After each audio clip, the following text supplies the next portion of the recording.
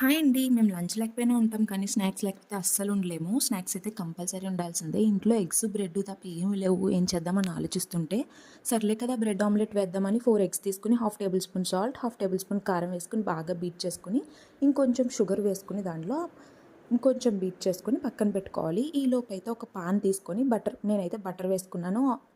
గీలో కానీ, బటర్‌లో కానీ bread toast చేసుకుంటే చాలా బాగుంటుంది. బటర్ హీట్ అవుతుంటుంది. ఈలోపు ఇక్కడ బ్రెడ్ చూపిస్తున్నాను కదా, ఇలాగా బోత్ సైడ్స్ ఎగ్ పట్టేలాగా బాగా డిప్ చేసుకొని ఆ పాన్ మీద అయితే వేసేసుకోవాలి. పైన కూడా కొంచెం ఎగ్ వేసుకొని బోత్ సైడ్స్ కాలిన తర్వాత నా దగ్గర చీజ్ స్లైసెస్ ఉన్నాయండి. అవి కూడా యూజ్ చేసుకోవాలి కదా మరి.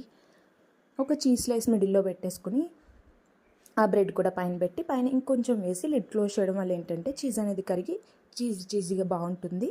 అండ్ పైన కూడా ఎగ్ వేసుకుని ఆ బోత్ సైడ్స్ కాల్చుకుని టొమాటో సాస్తో తింటే చాలా టేస్టీగా ఉంటుంది. వీడియో నచ్చితే లైక్ చేయండి, షేర్ చేయండి, అలాగే సబ్స్క్రైబ్ చేయండి. Keep smiling. Bye bye. See you in the next video.